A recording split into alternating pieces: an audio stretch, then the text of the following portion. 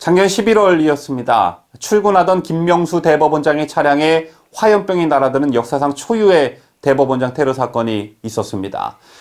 이런 테러를 감행한 시민은 강원도 홍천에 거주 중인 남 씨로 밝혀졌는데요. 남 씨는 소송 사건과 관련해 대법원이 자신의 주장을 받아주지 않아 화가 나 범행했다고 경찰에 진술했습니다.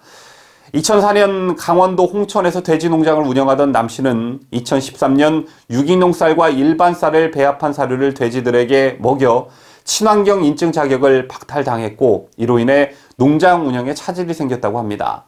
그래서 이런 이유로 남 씨는 국가를 상대로 1억 원의 손배상 청구 소송을 했고 3심까지 모두 패소해 소송 비용을 부담할 처지에 놓여 있었다고 하는데요.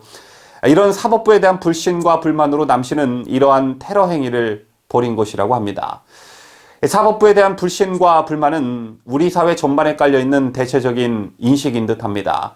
사회적으로 이목이 집중되어 있는 사건에 인물의 정치 성향에 따라, 판사의 성향에 따라 구속영장이 발부될 때면 유불리에 따라 정치적 논쟁에 휩싸이게 되고, 여기에 불만을 품은 특정 정치 성향의 국민들은 그 영장을 발부시킨 판사에게 집단 린치를 가하는 일이 비일비재합니다.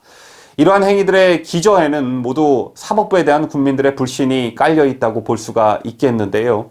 그런데 아니나 다를까 이런 대한민국 국민들의 사법부에 대한 불신이 통계로 나왔는데요. 충격적이게도 OECD 국가 중 우리나라가 꼴찌인 것으로 나타났습니다.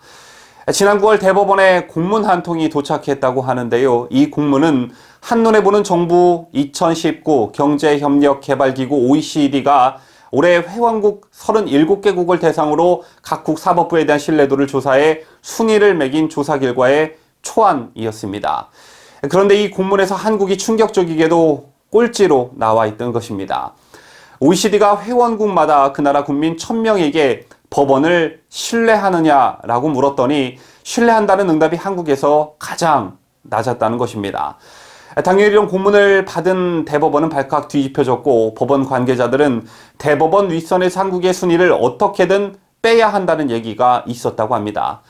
그래서 대법원은 결국 9월 중순에 외교부를 통해 OECD 본부 측에 이의 제기를 했는데, 대법원이 이의 제기의 명분으로 삼은 것이 설문 문항이 정확하지 않다라는 것이었습니다. OECD는 사법부 신뢰도를 조사를 할 때 한국의 사법 시스템과 법원을 신뢰하느냐라고 물었는데, 이 사법 시스템에는 법원뿐만 아니라 검찰, 교정당국도 포함되어 있기 때문에 법원에만 한정된 신뢰도 조사라고 보기 어렵다라는 것입니다. 쉽게 말해 법원과 검찰 중 어느 곳의 신뢰도가 낮은 것인지 모호하다는 것입니다.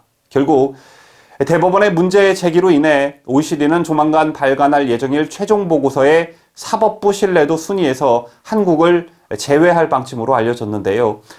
독일 등 다수의 유럽 국가는 한국과 달리 법무부 산하에 법원과 검찰이 있다는 점에 비춰볼 때 대법원의 이러한 이의 제기는 좀 일리가 있는 측면이 있지만, 그럼에도 이 같은 조사 결과를 대법원이 무겁게 받아들여야 한다는 지적들이 제기되고 있습니다. 양승태 전 대법원장 시절인 2017년에도 대법원에서 OECD 측에 비슷한 내용의 이의 제기를 해서 결국 그때도 최종 보고서에서 한국은 빠졌다고 하는데요. 당시 한국 법원의 신뢰도는 하위이긴 했지만 그래도 꼴찌는 아니었는데, 김명수 대법원장 체제의 대법원에서 오히려 개선되기보다 더 하락해 꼴찌라는 불명예를 떠안았기 때문입니다. 더군다나 양승태 대법원장을 감옥에 쳐넣고 취임한 김명수 대법원장이 취임 후부터 줄곧 내세운 것이 사법개혁이었으니까 체면이 말이 아니게 된 것이죠. 그런데 사실 이들이 추진하는 사법개혁의 본질을 보면 이게 정말 사법개혁인지 의심이 갈 때가 한두 번이 아니었습니다. 여러분도 아시다시피 사법행정권 남용 의혹을 조사한다면서 전임 대법원장 시절 요직에 있던 판사들을 상대로 대규모 적폐청산 작업을 벌였고, 이 과정에서 100여 명이 넘는 판사가 검찰 조사를 받거나 판사 수십 명이 징계를 당했습니다. 그리고 이런 일들을 주도한 세력은 다름 아닌 바로 좌파 성향의 판사 서클인 우리법연구회와 국제인권법연구회라는 조직이었습니다.